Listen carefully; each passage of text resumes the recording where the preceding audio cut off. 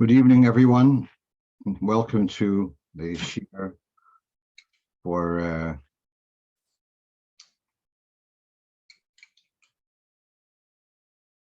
the summer semester, which we're doing on Sunday evenings between 8 and 9 p.m. I hope it's convenient for you, and let's go into our questions. Question number one is, it was actually Friday evening, the third day of Yom Tov, second day, Friday of Yom Tov, and a woman knocks on our door that her husband had gone to Shul. They davened Maariv early. For us, it was well before. I hadn't left to Shul yet. And she realized that one of the flames under her blech, under her hot food, one of the flames has gone out. Is she allowed to ask one of the neighbors who hadn't accepted Shabbos yet to turn on that flame? So, first thing, let's read it here. The Halocho in Alter Rebbe Shulchan Aruch and Siman Reish Samach Gimel says the following: Misha kodam hispalel arvis shel Shabbos kodim shehispalelu hakohol. There's an individual who has davened Maariv earlier than the community. If it would be the whole community, and we know the halacha that when there's a community accepting Shabbos early, that's binding on the individuals. But what happened over here was that the community is davening later. This person had davened earlier. So personally, that person has accepted Shabbos upon themselves. Nevertheless, he's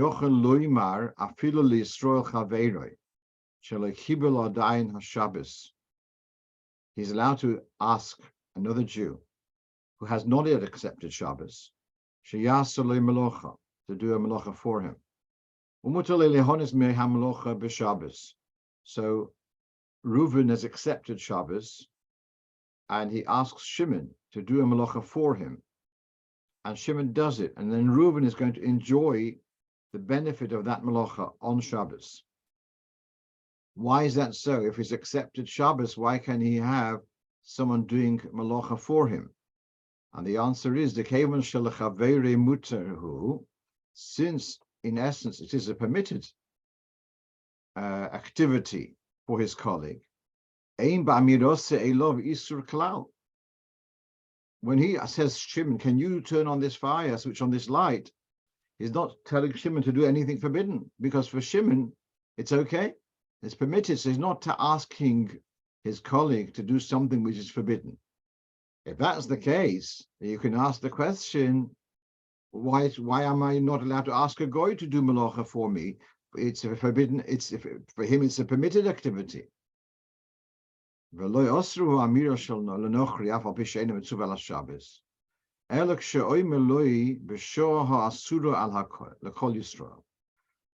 it's Shabbos for all Jews, then you wouldn't be allowed to ask a goy to do melacha.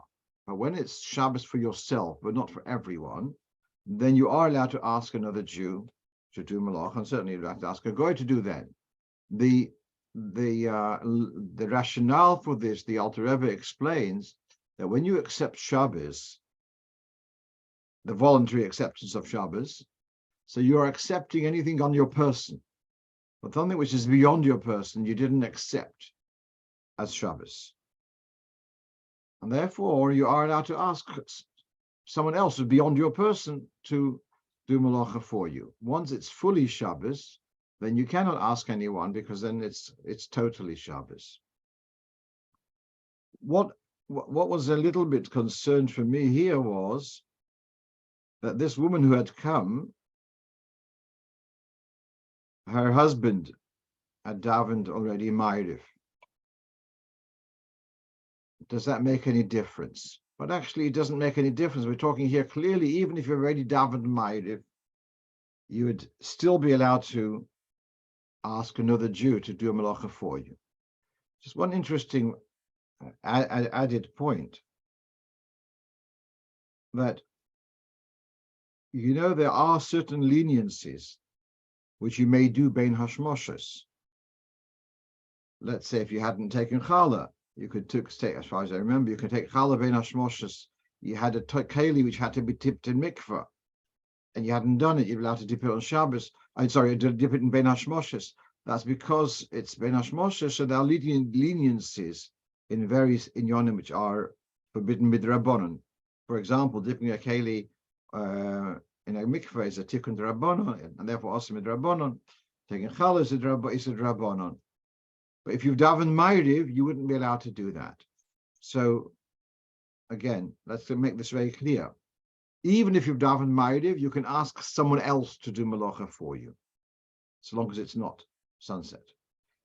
But as far as you yourself taking challah or dipping a keli, something like that, then once you've davened Maariv, you would not be allowed to ask someone else. You wouldn't be allowed to take challah. Yeah. Okay. Let's go on to the next point, and that is a question: are mikveh towels permitted to be laundered on Chol HaMoed? What's the question? Well, we know that on Chol HaMoed there are certain activities which we're not allowed to do, and one of them is to do laundry. So now, especially when you've got a run of 3 days, maybe difficult for mikveh. How many towels can the mikveh own to be able to provide for all their uses? So, actually, I shouldn't have said that, because we're not talking about for the 3-day stretch. We're talking about Chol HaMoed. Yeah.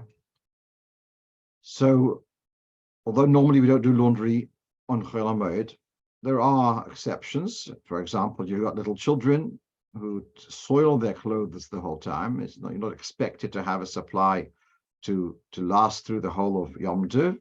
So you would be allowed to do laundry to wash the clothes of children, because little children can't be expected to not soil their clothes. Whereas with adults, that is expected. So let's read this inside. This is from the Shmir Shabbos Halocho, chapter Samach Vov, Perek Samach Asif Samach Zai. So he writes, it is permitted to wash towels which are normally washed, laundered after every use. For example, in a mikvah, if you assess there's not going to be enough towels for all the users for the duration of the Yom Tov, so you would be allowed to do so.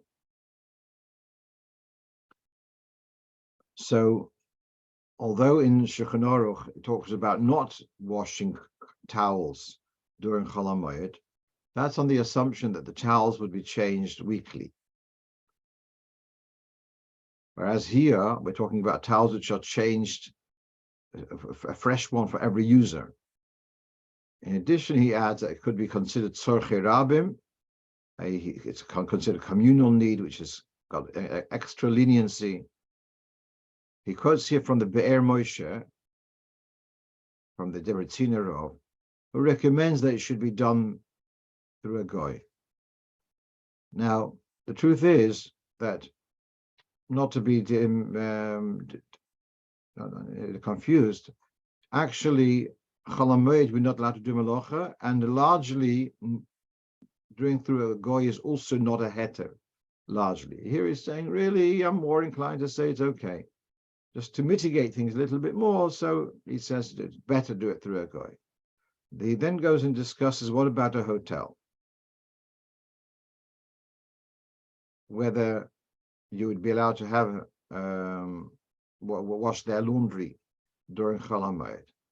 Now, there's a difference, because a hotel is not necessarily called tzorchei mitzvah as much as a mikveh is a tzorchei mitzvah, so tzorchei rabim. So he has a little bit of discussion in the notes whether a hotel would be allowed to use a heter of washing their laundry during Chol HaMoed. Right, so they didn't ask me that question, so we can go on. Right, what's the story here? This is actually, I found it very surprising, and that is about reheating foods on Shabbos. Now, there's a rule that ein bishul achar bishul. Once a food is cooked, reheating a cooked food is not considered cooking. There is a separate issue of nira kimavashal, that you shouldn't be doing something which looks like you're cooking. Therefore, even a cooked food, fully cooked food, would not be placed directly on the stove, on the blech, nira kimavashal. But so we're talking about here, let's say, taking something and putting on top of another pot. So that's not a normal way of cooking. It's not called nira kimavashal. So we're reheating foods in an unconventional way of cooking. Would that be permitted? And here there's a difference between a food and a liquid. By foods, we say ein bishul achar bishul, which means there's no prohibition, and reheating is not called cooking. By contrast with liquids, there is the term yesh bishul achar bishul, which means that reheating is considered cooking and is not permitted. So we're not allowed to reheat a cooled off liquid. What about a food which, if you warm it up, it's going to change into a liquid, or some of it's going to change to a liquid? What's the story with that? So that's what we're going to read now. In the Shulchan Aruch, the Alter Rebbe had followed the poskim that the term in Hebrew is choizer v'nimcha, a food which is a solid, which is going to now dissolve into a liquid. So in the Shulchan Aruch, he followed the view that that would be considered a food and reheating is permitted. In the Siddur, which he published in his lifetime, so here the Alter Rebbe takes a stricter view, and he says reheating a food which is going to turn into a liquid does have a restriction of cooking on Shabbos. Now let's read the words inside, because we're going to find some very interesting observations. Af al pi, although there is a general rule of ein bishul achar bishul b'dover yavish, so a dry food, a solid food, there's no problem of reheating. If some of that dry food will then melt, there is a prohibition of recooking. The moisture which dissolves, if it dissolves and then it becomes it's a problem of cooking. Therefore, one should be very careful not to reheat meat or roasted chicken or cooked chicken if the liquid which will dissolve and ooze away from them, if that liquid will be reheated, it will reheat it to become very hot. He brings in here that it could be an isur min Torah, which is punishable with chorus, etc. Now, that I'm sure you're familiar in Chabad that you would not put cold meat on the same plate together with cholent. That you have a thick cholent and you have your cold meat, and if they touch, and then there's going to be a bit of fat on the cold meat, there's going to be sitting in the cholent, and the cholent is solid. So it retains like a din of klirishin, possibly because it's thick.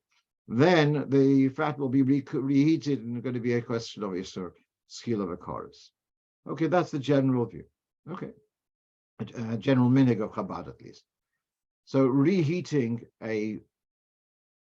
reheating a food, which some of it will revert into a liquid, and that liquid become yatziledes, that the Alter Rebbe says that's not okay. Now, here's an interesting question. What would happen if the reheating will be whilst the liquid is still in the food? is it talking about that it'll ooze out? Let me read those words where they were. Those words on the screen again. That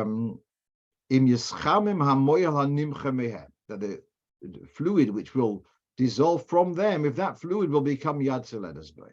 So in Rav Forkash's say from Shabbos Halocho, so he wants to infer from this, that's talking about that the juice, whatever you want to, the fluid trickles away from the food, and then it becomes heated. But if the fluid becomes hot as it's still inside the food, then it doesn't have a problem of bishul achabishul. Now this is very significant. You take a kugel, let's look at this carefully. You take a kugel out of the freezer, out of the fridge. Is it dry to the touch? My experience, it is. I know that warm kugel, if you touch it, your hands will get greasy. But a dry kugel, it's not wet. It's now you warm it up. If you warm it up in a tin, sitting on, let's say you take it out and you put it on top of your urn, your hot water kettle, and after half an hour, that kugel will now become warm. Now, if you would take it out of the tin, it's likely that some of the liquid would trickle away, and so you'd have hot liquid. But because the liquid became hot, whilst it was still absorbed in the kugel, so what our forecast is saying, that does not go into what the Alter Rebbe was machmir. So he's saying that only if the reheating of the liquid is after it's become a liquid, then it becomes yad, that's a problem. But if the liquid was still absorbed in the food, so then we can go back to the principle of ein bishul achabishul in a food. Now, that's all when we're talking about when it is a dry food. As I said, taking out the fridge, it's dry. You may remember some months ago, we had a discussion about a certain type of cake, a chocolate cake, which has got a fluid, it's got some cream inside it. And as you warm it up, the cream inside becomes hot, and then there's a very special taste. They have this chocolate cake with the hot cream inside. At the time I said no, and I still say no, because there that cream is in a liquid form. And so what we're talking about is, as you put it on the heat, it is in a solid form, and it's not toifach al manas lahatfiach. It's not wet that you'd touch it and then you'd touch somebody else and the moisture would be transferred. It's a dry food, but in the process of heating, it will become moist, and that's not a problem, so long as it's not trickling away. And furthermore, even if it becomes hot before it trickles away, there's also Rav Forkash's medayik. He said, olai sheyesh gam ladayik. I know this is quite surprising, and generally people don't do that. They don't reheat, at least in Chabad, I believe. Although in other circles, this is quite popular about reheating foods, and I believe some other shittahs hold that it would be okay. Right, let's move on to the next question. So here was in a particular community, there was a mix-up with Kriyas HaTorah during Chol HaMoed. Now, there are 8 days of Pesach, and unlike Sukkot, where the same passages almost are read throughout Sukkot, on Pesach, there are 8 passages in different parts of the Torah, and for each of the days of Pesach. So you have here Moshach, which is Mishchu, Chol HaMoed, where the Eden are told to take a common Pesach. Torah, which means an ox, Shoyre Kestev or Eiz. Kadesh is the end of Bashalach, is it? Kadesh Lichol B'chor. Then we have Bekaspo, is the reading of Im Kesef Talve Es Ami. Then we have from Parshas Kisis, that's from Parshas Mishpatim. Then we have Kisisa, we have Psol Lecha, then B'madvero is somewhere in Sefer Bamidbar, and then we have, all right, so the Shalach Bukhra, each one, there's a different reading for each day. This order has a change when you've got a Shabbos is the third day of Pesach, as was this year, because the reading of the third day, which would be Kadesh, is not long enough for a Shabbos reading, because a Shabbos reading needs to have 7 aliyahs rather than just the 4 for Chol HaMoed. Because it's not big enough, therefore there's a switchover, and on Shabbos we would read the passage of Psol Lecha, including a part earlier, reheating, so that Psol is, which would normally be the 5th day, is read on the 3rd day, expanded edition, and as a result, that which should have been read on the 3rd day is going to be read on the 4th day.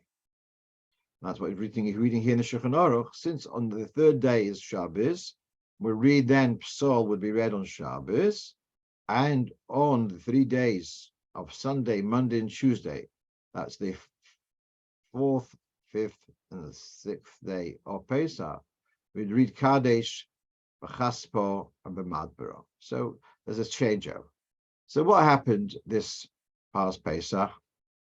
That in one shul, they opened up the Siddur, and it says on the first day of Chol HaMoed, you read Kadesh. So they read Kadesh, and they called up 3 fine gentlemen, each one said a bracha before and afterwards. And at the end of the reading, someone pipes up and says, but it says in the Siddur that if it was Shabbos, we should be reading something else. So they've already done it. So now, what actually happened was they read the other one, the one which they should have read, they read without brachas before and after. But let's say that wasn't the case. They just read the wrong reading for the day. Let's rephrase that. They read the reading of another day of Pesach during Pesach. What's the score there? So here we have, this is in Simon Tov Tzadik. That's from the Shulchan Aruch, and this is from the Mishnah Berurah. So in the Biur Halocha, he says, if there was a mistake, and there was a switch over within the 4 days of Chol HaMoed, so then the following day, they should read the passage, the reading which they missed, should be read the following day.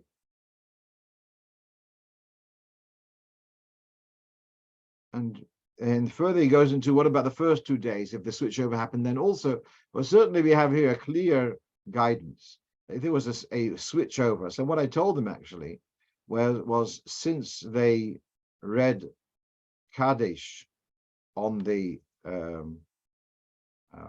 actually I don't remember, whatever they missed, they should read on the following day. Basically, that's what I told them, even though they had switched the order.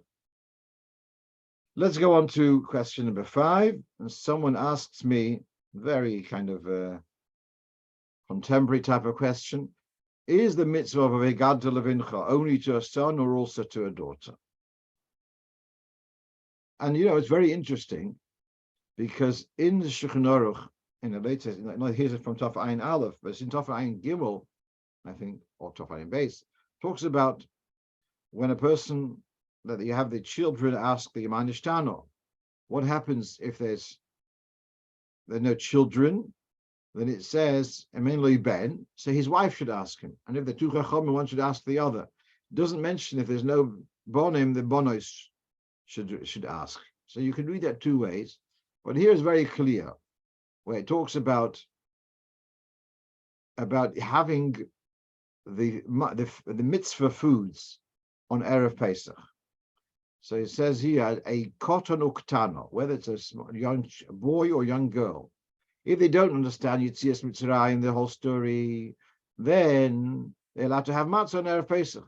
Are you not allowed to give her Isser? It goes into that, but it's the not eating matzah on Erev Pesach has got to do with the fact that you're going to have matzah for Sippers Yetzias Mitzrayim at night.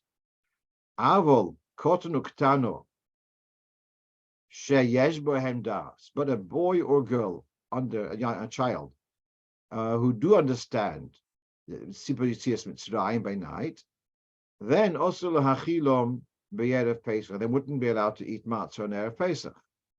So you're just seeing here very clearly that the mitzvah of ve'gad to levincha applies to a daughter as well as to a son.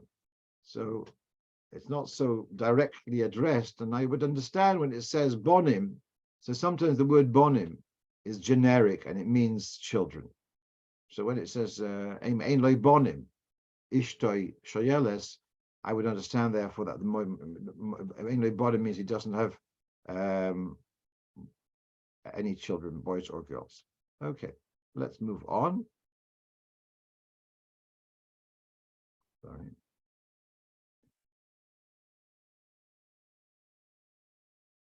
Right. So here, someone asked me, I don't remember even who it was, but we're talking, it's something which is so relevant and so commonly comes up. I thought it's certainly valuable to discuss it.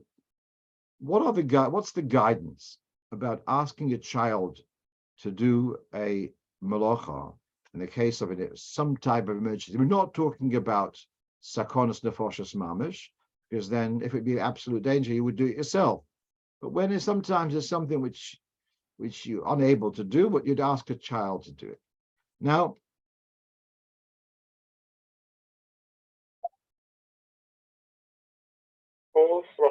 we're not allowed to eat treifa food. We're not allowed to give treifa food to a child. And that's also in Torah. To give treifa food, it says lo yeochel, and we learn from this, we can see here, lo soichlum, you should not eat them. And that's read by Pirsha Chachamim, lo sachilum liktan. We're not allowed to give treifa food to a child. Even the person, let's say a person has got no awareness of, let's say, because of a mental condition, they have no awareness what's going on. You're still not allowed to give them treif. Not even because of chinuch. It's nothing to do with chinuch. You're not allowed to give treif to a Jewish person, even if they have no awareness at all. So that's about treifa food. What about chilul Shabbos? Are you allowed to feed chilul Shabbos to a child? So the Rambam is the first opinion over here, and he's saying, just like you're not allowed to feed treifa food to a child, even if they're beyond understand, I don't know how to understand. So the same thing, you're not allowed to give a child a chilul Shabbos, even if it's only a sudrabban. The Rashba disagrees, and he says if it's an Isur D'Rabbanan, then you would be allowed to, so to speak, feed it to a child. So here, this is the second opinion over here. So sometimes you may have a need, which needs to be addressed at an urgency, and so if it's Isur D'Rabbanan, according to the second opinion, you are allowed to give the child the wherewithal to do this violation of Rabbanon, but to do it on a regular basis, on a regular basis, that's not allowed, because that's going to be training the child to violate Shabbos when they become an adult. But if it's done be'akrai be'almo, if it's just very much on the ad hoc and an exceptional circumstance, that would be okay. This relates to the famous halacha: a person's walking in the street on Shabbos and realizes he has his wallet with him, so he should give it to a goy to carry for him or put it on a donkey. If there's neither goy nor donkey available and there is a child, so then there is a heter to give it to the child to carry for you.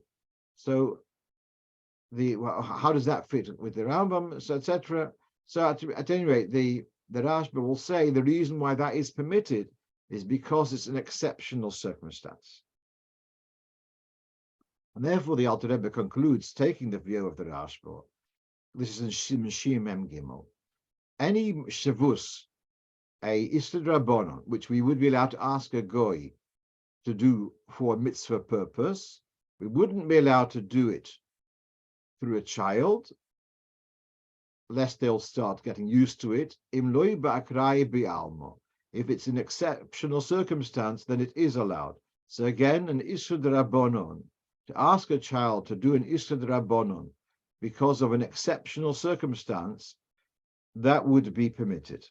So now coming back, the question was that they had somehow, one of the flames on the gas stove had been turned on by mistake. Why is that a danger? That's beyond. In their circumstance, that was unexpected, and therefore they felt they were very anxious. It could be dangerous because it wasn't usually left on. So, are you allowed to ask a child to turn off the fire? That's here. The question is turning off a gas stove, switching off the gas, is that considered a malocha min haTorah? Is that a violation min haTorah, or is it an Isur D'Rabbanan? Now, that's for sure. Turning off an engine is certainly not a Isur min haTorah, because an engine, the fire of an engine is continual drops of fuel and new explosions, and therefore you stop the flow, you've stopped the creation of flames.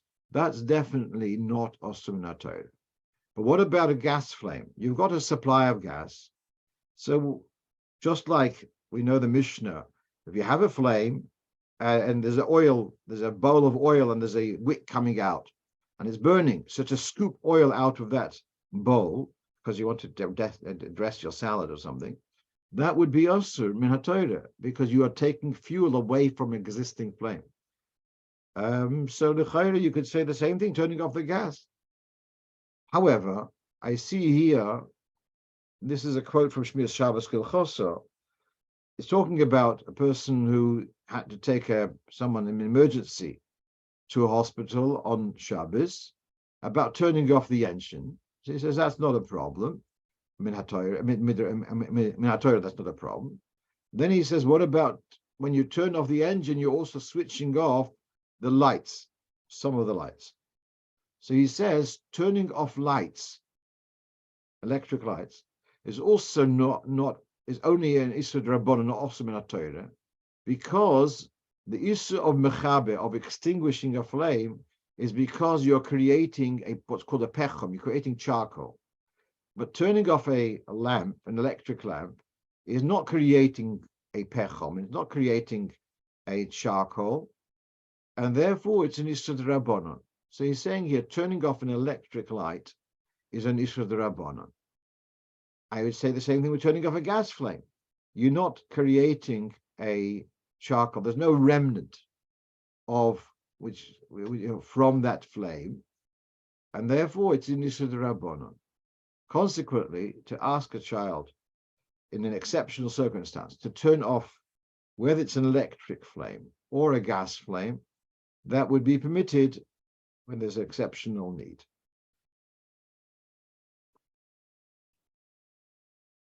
Let's move on to our next question. Now, we've touched on this recently, and I just wanted to come back to it because there was some lack of clarity on it.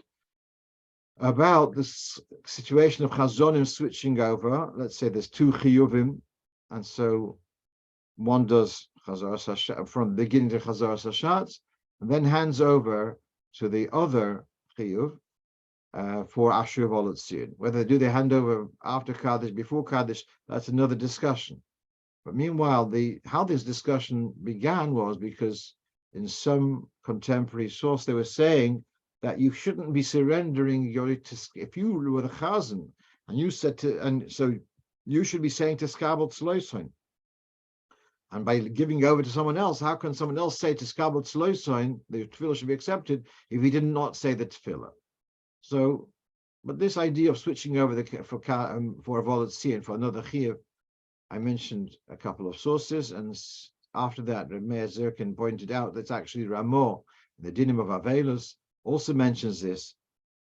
So, what you have in front of you is the Ksos HaShulchan from Reb Chaim Noah, and he writes the following: if you have a switchover that there's someone else is taking over from Ashrei onwards, So then the first chazan has to take 3 steps back after the repetition of Shemona Esrei. Normally, we don't take 3 steps back when we are serving as chazan, because we're relying on the 3 steps back at the end of Kaddish Tiskabel. Whereas here, since this fellow is not going to be saying Kaddish Tiskabel, so then he should take 3 steps back at the end of Sim Shalom. He'll say Yula Rotzen, and he'll say also Isa Shalom Bimreimo. We'll take 3 steps back, and then continue with Tachanun, if it's a Tachanun day. And then what would happen? There's a separate question.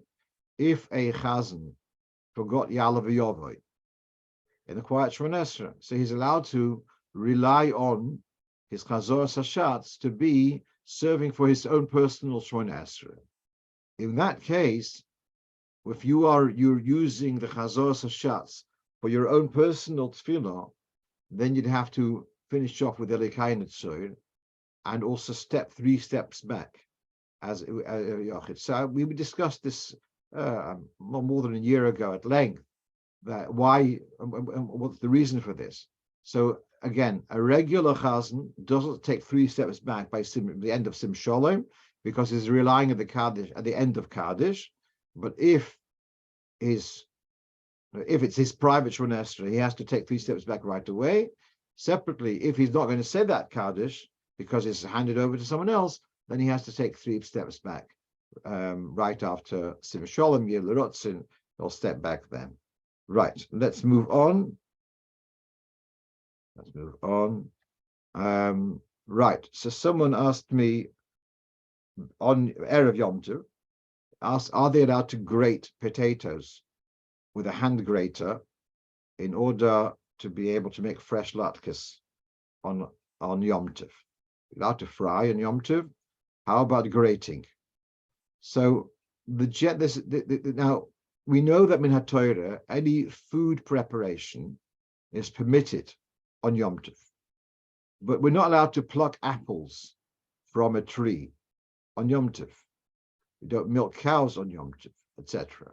What's the reason why some food-related melachos are forbidden on Yom Tov? So we'll leave the cows for the moment. We'll look at the apple tree. Why can't I pluck apples from an apple tree on Yom Tov? And the rule for this is that any melacha, which is normally done for several days' supply in one go, that kind of melacha may not be done on Yom Tov. So plucking apples from a tree is normally done for a few days' supply. Therefore, it's forbidden. Alter Rebbe says it's rabbanon. Right. So what about grating? So the Alter Rebbe differentiates between something like chrein. He mentions particularly chrein, where he says that kind of thing is a food which is normally grated for a few days' supply, and therefore may not be grated on Yom Tov. Period.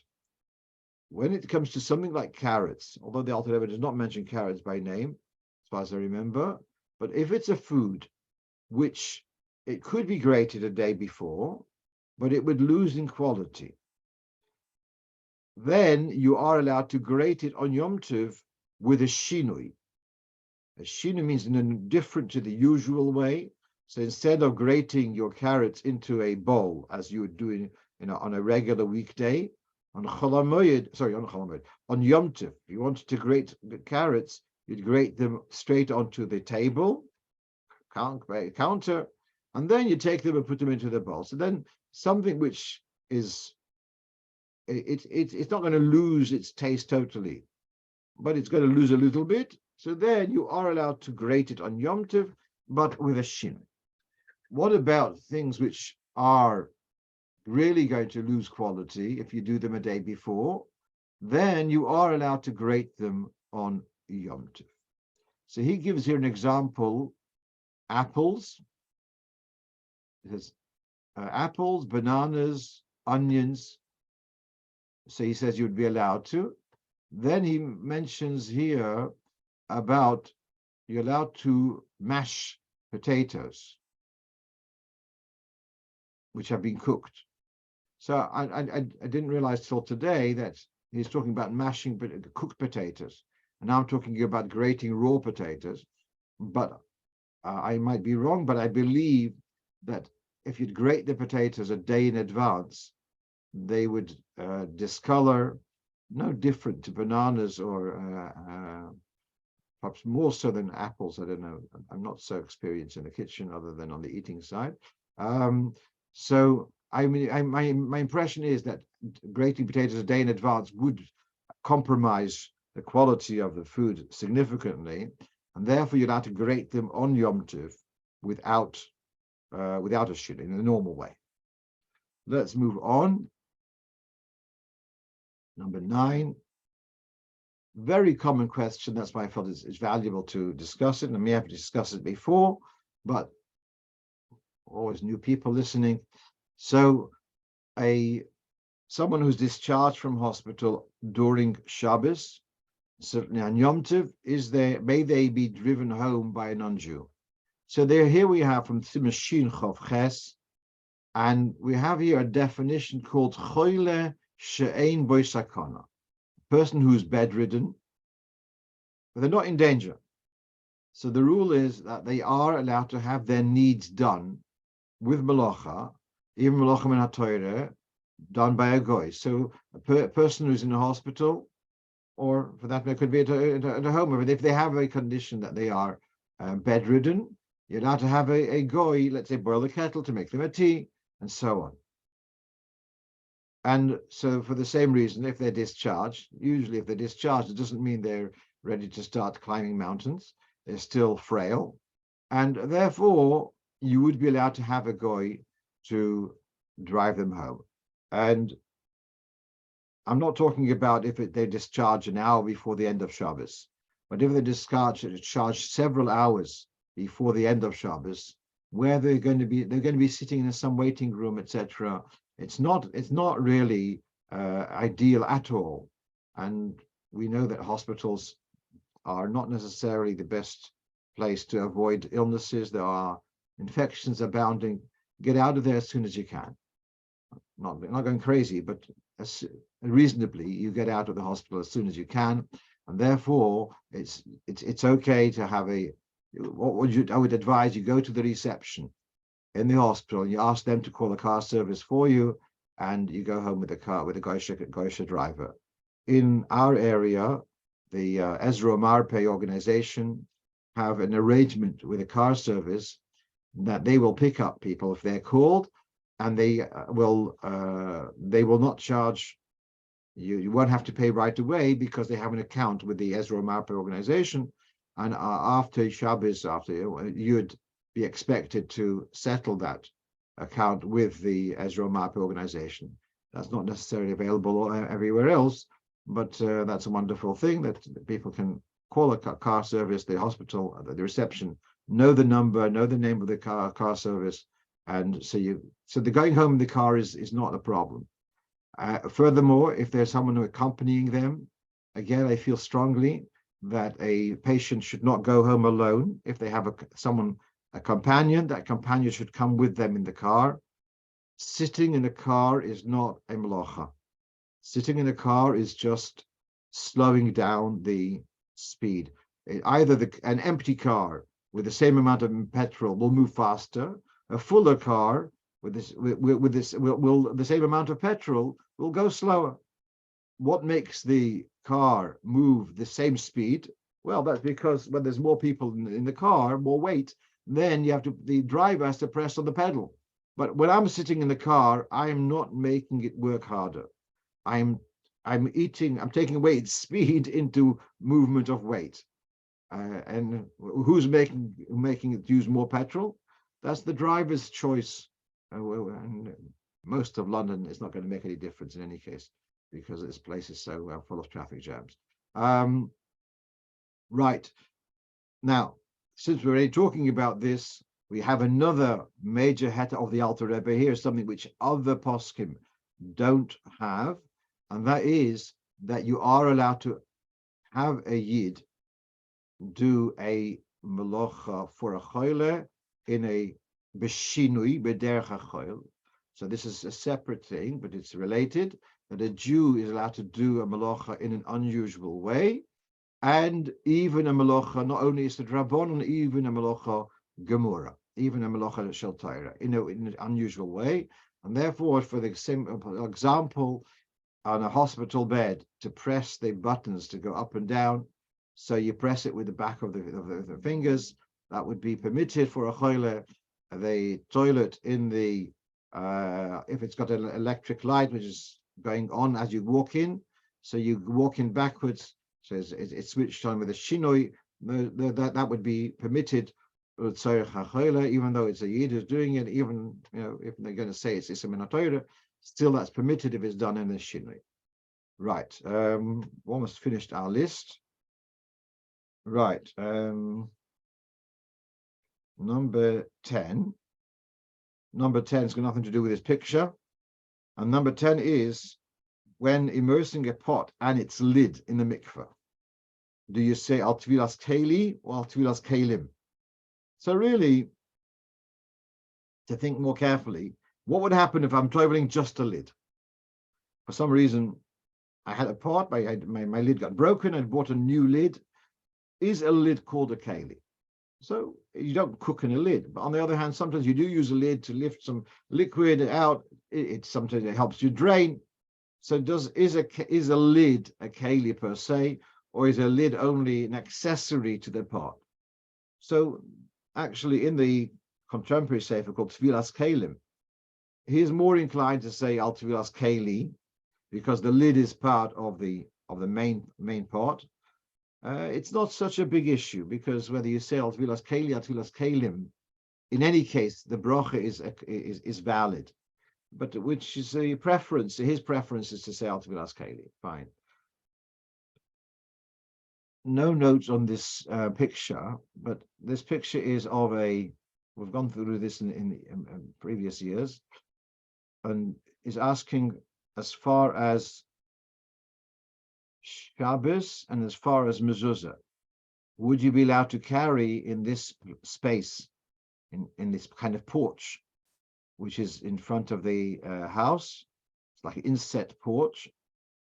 Now, as far as Shabbos is concerned, as though it's got 3 walls, you'd need to have something to offset it from the reshus, from the outside, and therefore you'd need to have some kind of panel on either side in order to offset it. So you wouldn't be allowed to carry where that blue reclining chair is. You wouldn't be allowed to carry there on Shabbos unless there were added poles of some sort on either side of this little porch. As far as mezuzah is concerned, as we've discussed not so long ago, this kind of L-shape ending of a wall does not constitute a door post, a door frame, and therefore it does not require a mezuzah. One last question, and that was something which came up after I had sent out the list of questions on Friday. As you can see the picture, this fellow's, that we've got a tzitzis. So you've got the corners of our tzitzis have another patch of cloth on the inside to strengthen the corner. And in Chabad Tal's cotton, it's made with 2 holes. And so you've got 2 holes next to one another in a diagonal formation, and the tzitzis are hanging from there.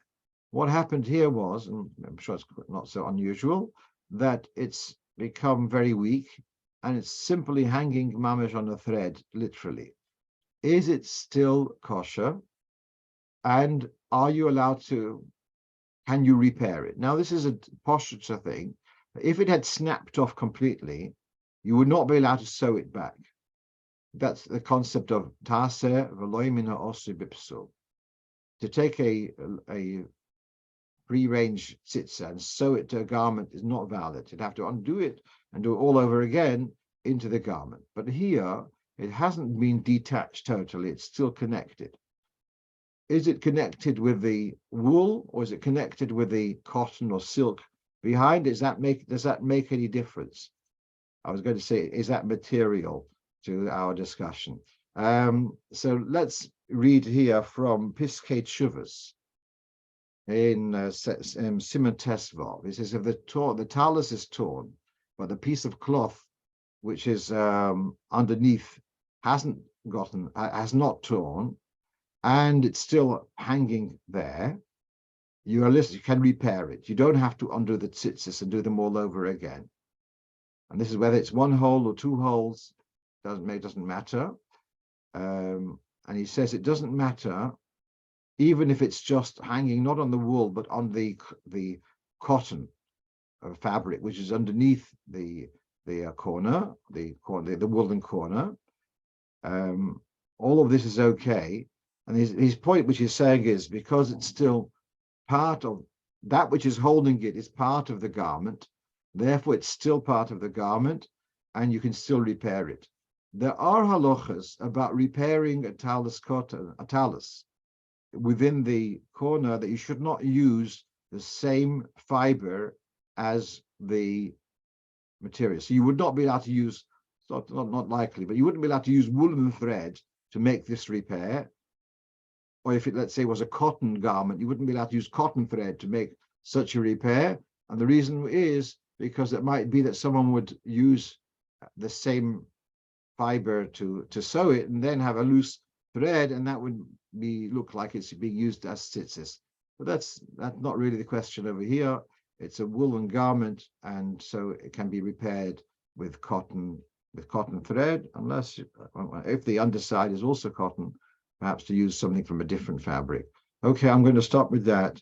I know it's a couple of minutes early. That's going to enable me to hopefully get in time to Shul from Maariv at 9 o'clock. I wish you a good evening and a good week. Kol tov. Shkoyach, Kol tov.